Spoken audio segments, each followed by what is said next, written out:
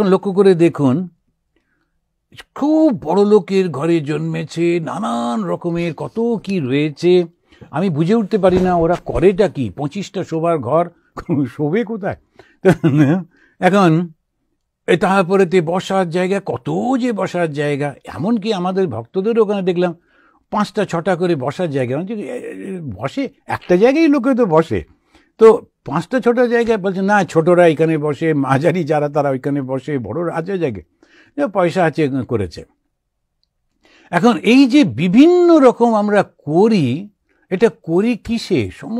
ওখানে থাকলো ওই বড় লোকের ছেলেটা, কিন্তু একেবারে শান্তি নেই। আর গরিবের ছেলেটা ওই রাস্তার উপার থেকে ওই বাড়িটার দিকে তাকায় আর ভাবে, আরে আমাদের যদি একটু একটা ঘর যদি এইরকম হতো। দুটোই মায়া। কিন্তু এখানে থেকেও শান্তি হচ্ছে না, ওর ওখানে থেকে ভাবছি এটা পেলে হয়ে যেত, কিছুতেই কিছু হচ্ছে না। কেন হয় না? একটাতে তো ভীষণ আনন্দ পাওয়ার কথা ছিল, কিন্তু হচ্ছে না কেন?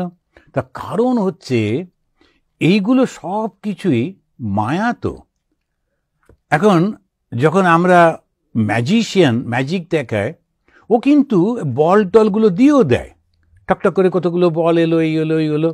এবার আমরা বললাম, আচ্ছা এই বলগুলো আপনি কোত্থেকে সৃষ্টি করছেন? বলে লাঠিটা দিয়ে।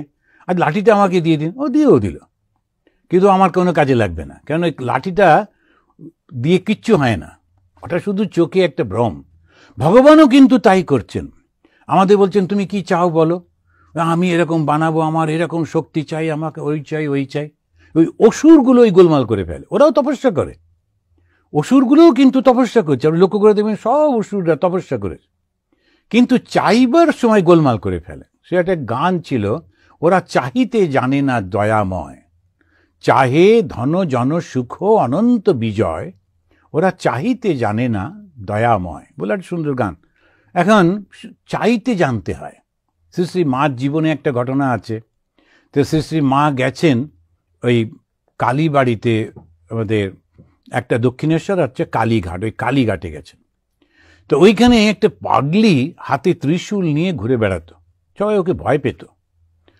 হঠাৎ করে মা যখন মন্দিরে ঢুকতে যাচ্ছেন, ও এসে মার সামনে ত্রিশূল নিয়ে দাঁড়িয়ে গেছে। সবাই ভীষণ ভয় পেয়ে গেছে, আঘাত না করে দেয় মাকে। মা চুপ করে দাঁড়িয়েছেন, মা শ্রী শ্রী মা সারদা দেবী। ওই পাগলি ওর সামনে দাঁড়িয়ে আছে। মা খানিকক্ষণ পরে একজনকে বললেন একটা পয়সা দাও, সে টাকাটা দিল। তখনকার দিনে 1 টাকা মানে অনেক টাকা, 16 আনা। তো সেটা দিতে যাচ্ছেন, তো বলছেন না, এটা আমি নেব না। তখন মা আর কিছু বললেন না, পাশ দিয়ে চলে গেলেন মন্দিরে।